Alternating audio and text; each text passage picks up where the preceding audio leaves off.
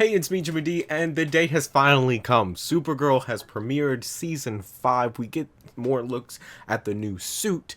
We get just the jump into the crisis with all these shows, and it's premiered. So, I'm here with Joe, Hey and guys, we're going to talk about our overall thoughts.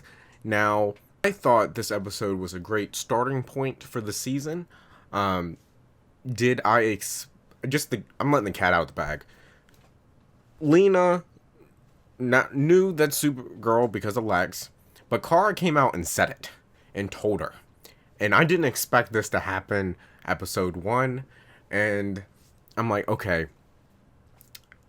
how is this going to work? Because guess what? I don't really like Lena as evil because her and Kara are friends. Like, they have built upon each other this friendship and this chemistry that honestly is one of the favorite parts of the show.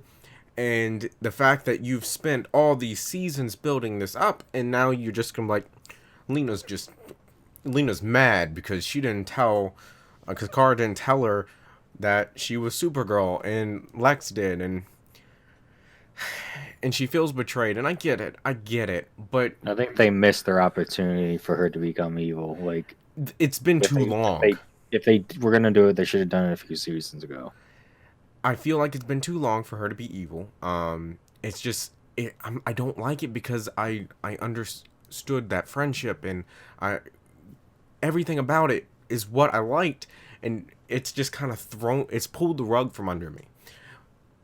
Now, one aspect of Lena being Luthor that I did enjoy was the fact that she sold CatCo and her employees with this new contract right from under them and to this new person, and this new person is just like, I changed your contracts and they are a 3-year agreement now, and if you leave you can't work anywhere else.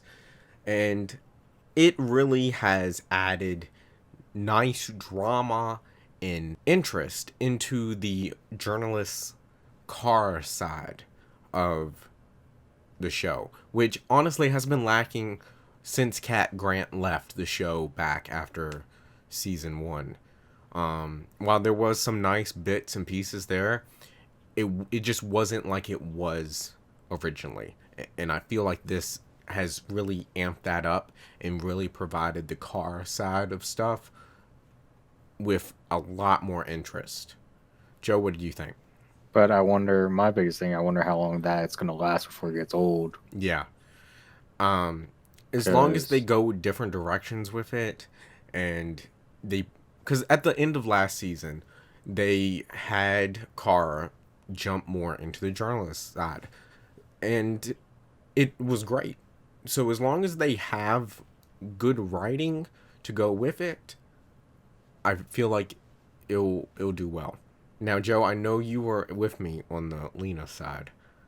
Is that I don't like this at all. yeah?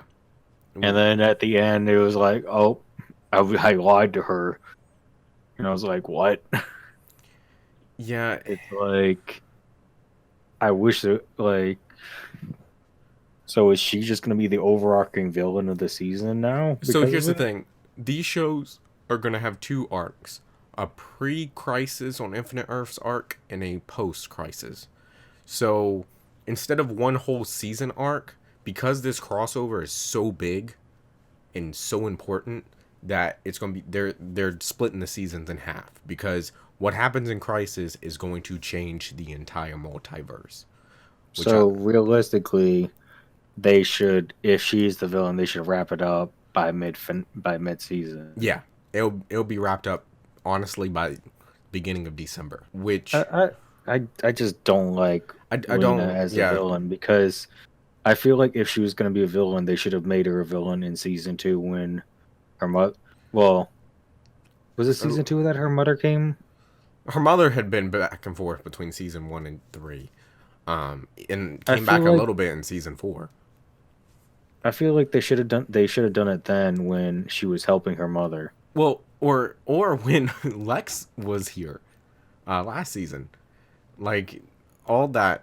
It I want to know what you guys think about Lena being evil in the comics.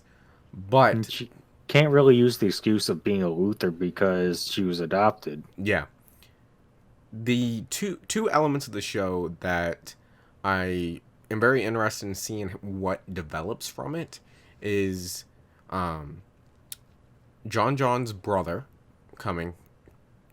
Like, I don't know if it's from a different universe brother Well, or at the if you looked in yeah, at the next episode thing he yeah, said the brother it's was a traitor. traitor. But still, like, what side was the brother on? Because if it's a different multiverse one, it could be the brother was actually on the good side while John um was the villain, and vice versa. Like, if it's from this universe, then yeah, okay, it could have just been a traitor and he put him in the Phantom Zone.